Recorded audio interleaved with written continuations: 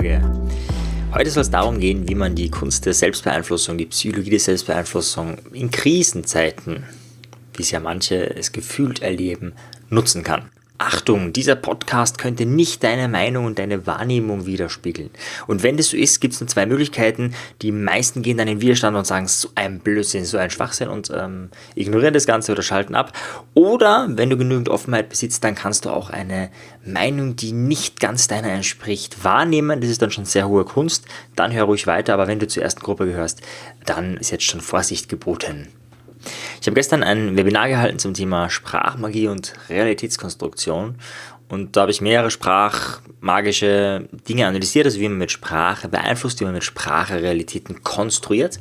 Und bei den meisten, die das jetzt hören hier auf Deutsch, hat sich in den letzten Wochen viel getan.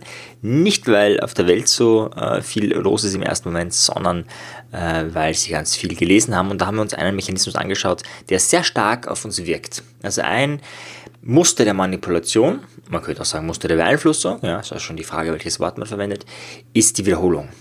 Menschen glauben Dinge eher, wenn sie sie öfter hören. Menschen glauben Dinge eher, je öfter sie hören.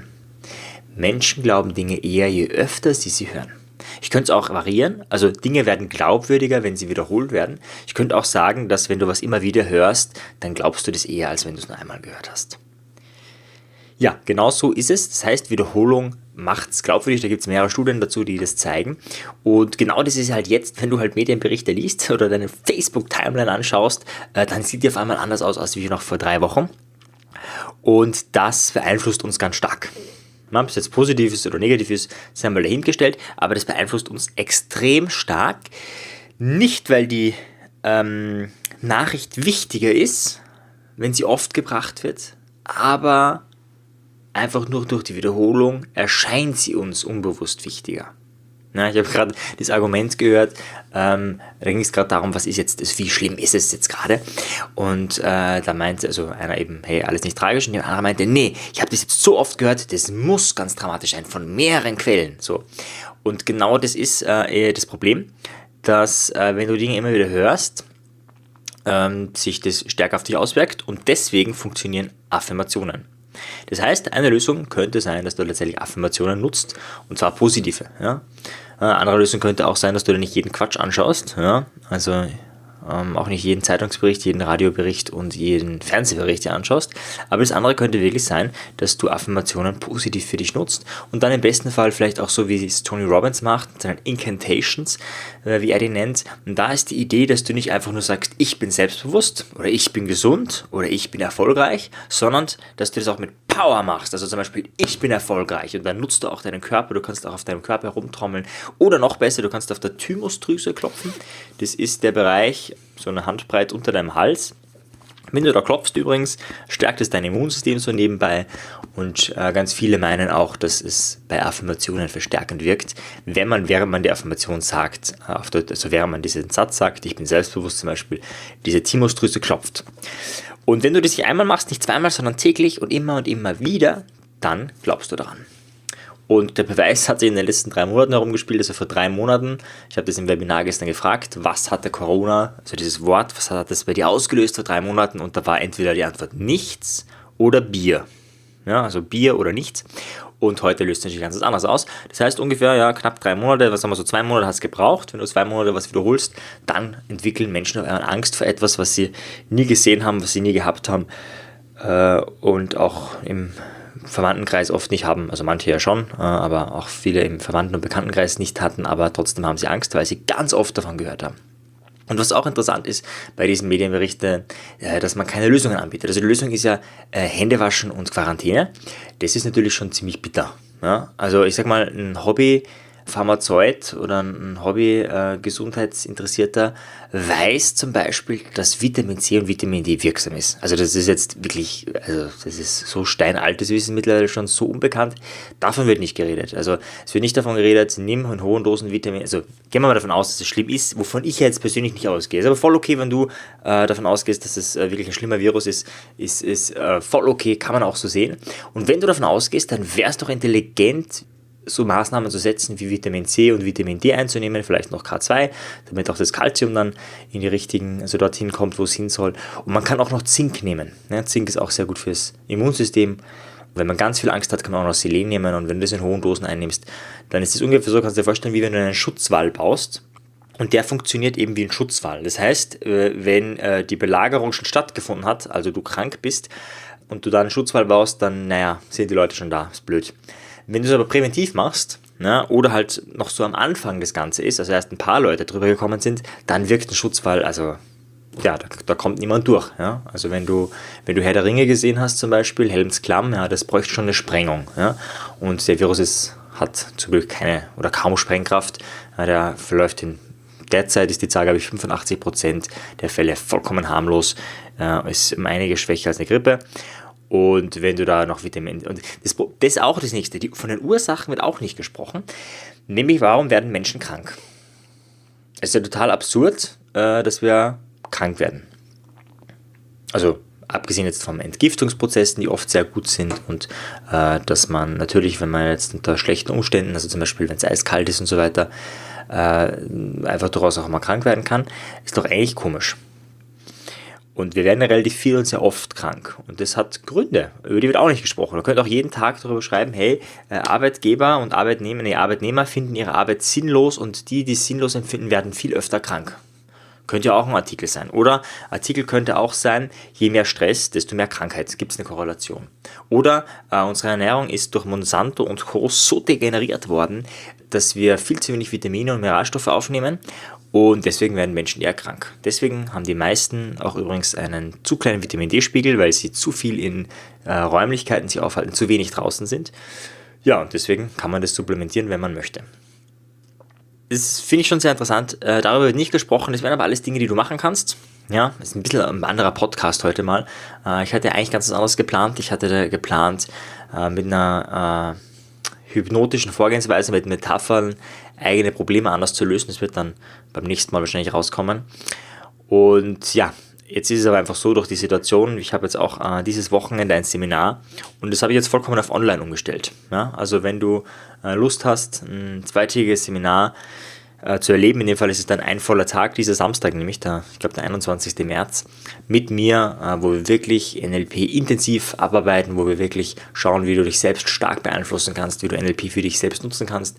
Plus ist auch noch ein Einzelcoaching oder ein Einzeltraining von mir dabei, da werden wir uns noch intensiv beschäftigen im 1:1 Setting. Das ist so ein Paket, habe ich unten verlinkt, habe ich unten in der Beschreibung dir beschrieben und dann die Anmeldung verlinkt, wenn dich das interessiert, wenn du gerade Zeit hast und am Samstag zu Hause bist. Da ist so eine Möglichkeit, einen ganzen Tag dich intensiv mit NLP zu beschäftigen. Wir werden so Dinge machen, wie die eigenen Gefühlszustände verändern. Wir werden Selbsthypnose arbeiten, dass du dich selbst hypnotisieren kannst. Das kannst du auch machen, um dein Immunsystem zu boosten. Du kannst es aber auch machen, um deine Ziele zu erreichen, um das zu machen, was du auch immer machen möchtest damit. Ja, und vieles, vieles mehr. Also das ist ein großes Paket. Und das zeigt sich schon, also das sind ja große Vorteile. Man sieht, wie flexibel man ist. Ja, also wie schnell kann man ein zum Beispiel Live-Seminar in ein Online-Konzept ummünzen. Ja, bei mir war dann wirklich so die Idee, okay, wenn ich jetzt wirklich 2 volle Tage mache, weiß nicht, also ob das so mega geil ist für die Zuhörer, also von 10 bis 19 Uhr und von 10 bis 18 Uhr, das ist schon sehr lang. Und dann war die Idee, machen wir es so, wir machen von 10 bis 19 Uhr am Folgetag oder den Wochen darauf, kriegt jeder noch ein Einzeltraining. Ja, weil dann hast du auch diesen Aspekt, im Live-Seminar arbeite ich ja mit den einzelnen Leuten, also nicht mit allen, aber mit vielen live vor Ort. Und das kann man zwar mit der anderen Gruppe auch machen, aber das hat nicht denselben Effekt, gerade wenn es online ist. Also es ist deutlich mehr Intimität, wenn man wirklich 1:1 arbeitet online, aus meiner Erfahrung zumindest. Und deswegen habe ich dann so das Paket geschnürt. Und ja, so werden viele ganz kreativ, was sie jetzt machen. Ja, es hat zum Teil auch Vorurteile. Das Schlimmste, was man machen kann, ist Angst haben. Warum? Nicht, weil jetzt Angst schlecht ist oder weil es nicht so schlimm ist, sondern weil Angst dein Immunsystem torpediert. Das heißt, der Effekt, den es haben sollte, geht genau ins Gegenteil. Ja, also sinnvoll wäre es ja, wenn du Angst hast, also sagst, okay, jetzt nehme ich Vitamin C, jetzt nehme ich Vitamin D, jetzt nehme ich Zink und dann habe ich keine Angst mehr, weil dann weiß ich bin sowas von super geschützt. Ja, in hohen Dosen natürlich nicht so, Standarddosen nicht so diese tägliche Verzehrempfehlung. Ich würde da, darf ich das sagen als Nicht-Arzt? Na gut, also ich sage es anders, ich würde das, wenn ich es selber nehme, in höheren Dosen nehmen als empfohlen. Ich würde es dir nicht empfehlen, weil ich kein Arzt bin, aber du weißt, was ich meine. Ja, achso, ein Satz vielleicht noch, wenn man schwanger ist, dann sollte man ein bisschen schauen. Ja? Also gerade bei Vitamin C kann man ja Überdosen nehmen, das geht dann auf den Darm, das ist dann nicht so geil fürs Kind, also da schau auf dich, aber ansonsten, wenn du da kein Thema hast, dann wäre das eine Möglichkeit. Ja, und das ist ganz interessant, davon wird nicht berichtet und von ganz vielen anderen Dingen wird auch nicht berichtet. Ich finde es immer ganz spannend, zu Weltmeisterschaften und zwischen Weihnachten und Silvester werden ganz oft Gesetze beschlossen. Wenn du dich erinnerst, Vorratsdatenspeicherung war sowas, das wurde zwischen Weihnachten und Silvester beschlossen, weil da ganz viele Politiker zu Hause sind bei der Familie und die sagen, nee, Familie ist mir wurscht, die sind dann dort gewesen und haben das beschlossen. Und das ist jetzt auch spannend. Ja? Und damit meine ich jetzt gar nicht irgendwie da was zu vermuten, sondern jeder, der intelligent und klar denkt, weiß, jetzt ist die Möglichkeit, Gesetze durchzubringen, die man nie durchbringen würde.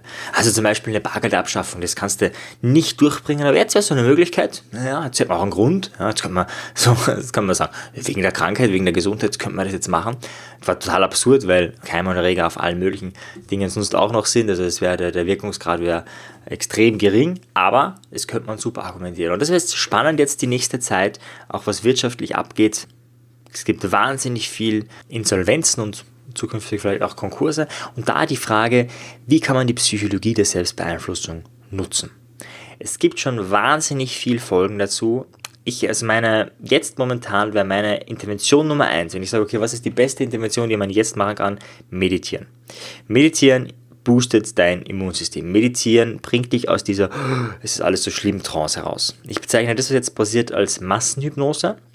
Das ist übrigens immer, ja, also das ist vollkommen egal, welche Medienberichte es sind, nur wenn es halt jetzt natürlich so viel in eine Richtung geht, dann ist es ein stärkerer massenhypnotisches Phänomen als sonst, aber wir haben immer massenhypnotische Phänomene, ja, also das ist jetzt nichts Besonderes, sondern das ist in unserer Zeit oder unserer Welt eher Standard. Und aus der kommt man leichter raus, wenn man meditiert. Und je mehr man meditiert, desto besser. Und manche haben jetzt auch die Zeit dazu. Also ich empfehle dir, schau dir einfach auf YouTube mal so ein Video an. Oder wenn du das nicht so magst, dann versuch einfach mal, vielleicht kannst du es auch gleich machen, einfach mal tief einzuatmen. In den Bauch. Und wieder ausatmen. Und während du das machst, achtest du einfach auf alle Empfindungen, die du so im Bauchbereich spürst. Du atmest ein und empfindest einfach, was du empfindest. Und atmest wieder aus. Und atmest wieder ein und aus. Ja, und während du das tust, würdest du nur auf deinen Bauchbereich und auf deine Atmung achten. Wenn du das zum Beispiel 5 Minuten machst, ja, besser natürlich 10, 15, 20, 30, aber wenn du es nur 5 Minuten machst, kommst du so ein bisschen raus aus diesem Modus. Ja, und das würde ich dir stark empfehlen, weil dieser Modus bringt dir kurzfristig was. Also kurzfristig ist Angst wahnsinnig sinnvoll, wahnsinnig gut, dauerhaft nicht so gut, ja, für das Hormonsystem, fürs Immunsystem und für all die anderen Sachen. Ja, in diesem Sinne, was kannst du machen? Stay positive, indem du die Frage stellst, was ist Positives daran oder wofür ist es gut? Wenn dein Business gerade zugrunde geht und du dich fragst, wie du das Ganze vielleicht digitalisieren kannst, dann sprich mich an. Ja, da kannst du mir einfach eine Mail schreiben oder findet man auch meine Nummer im Internet. Du kannst mich auch anrufen, da finden wir sicher Lösungen, wie du dein Business digitaler machen kannst, wenn das gerade ein Thema ist. Und ansonsten kann ich nur mit Michael Singer, wenn ich mich richtig erinnere, antworten. Der hat es für mich das erste so richtig auf den Punkt gebracht, wer wir sind. Wir glauben ja oft, wir sind unsere Wahrnehmung. Also das, was jetzt im Außen passiert ist, das ist unseres. Ja? Also das würdest du jetzt so vielleicht nicht sagen, aber wenn du jetzt jemanden fragst, sagt jemand, ja, ich bin Punk oder ich bin ein Rock'n'Roller oder ich bin ein Sozialarbeiter oder ich bin, also so irgendwas. Ja? Das sind alles Dinge im Außen. Das hat nichts mit dir zu tun, sind Dinge im Außen. Und er sagt, nee, das stimmt gar nicht. Wir sind das Wesen dahinter. Also wir sind ein Wesen, das wahrnehmen kann und die Wahrnehmung, kannst du dir vorstellen, das ist wie vorgeschaltet. Das ist so wie wenn da so ein Projektor ist, ja, oder etwas, was aufnimmt und wir glauben, wir sind diese Projekte, wir sind aber dahinter. Wir sind der dieses Ding bedienen kann. Wir sind nicht die Wahrnehmung per se. Und dadurch, also auch wenn die Wirtschaft zusammenbrechen würde und keine Ahnung, was alles passieren würde, das Leben geht weiter. Also wir sind mehr als nur unser physischer Leib und deswegen stay positive. Und wenn du mehr willst, wenn du ein paar neue Tools kennenlernen willst, um dich selbst zu beeinflussen, wenn du auch dein Immunsystem vielleicht boosten willst, dann schau vorbei zu dem Seminar am Samstag, ein ganzer Tag, dieser Samstag für nur 99 € plus Einzeltraining. Also das ist mehr als obergünstig. Einzeltraining bei mir kostet schon mehr als das ganze Package da zusammen. Das hat jetzt einfach den Grund, weil wir das Seminar da so zusammengelegt haben, dass es jetzt so günstig ist. Also das ist ein einmaliges Angebot, das wird es so sicher nicht mehr geben um den Preis in Zukunft. Also wenn du Interesse hast, schau diesen Samstag vorbei und wenn nicht, dann wünsche ich dir eine gute Gesundheit und vor allem eine gute gedankliche Gesundheit. Wenn dir der Podcast gefallen hat, dann bewerte ihn doch auf iTunes. Wenn du mehr möchtest, dann komm in die Facebook-Gruppe Die Psychologie der Selbstbeeinflussung. Dort beantworte ich Fragen direkt in einem Facebook-Live zu den Themen, die die Menschen, die gerade dort sind, am meisten interessieren. Wenn du nicht auf Facebook bist, dann schau doch auf meiner Webseite vorbei. Dort biete ich kostenfreie Webinare an und auch meine Audio-CD ist mit dem Gutscheincode Podcast um einiges günstiger. In diesem Sinne, auf bald, dein Marian.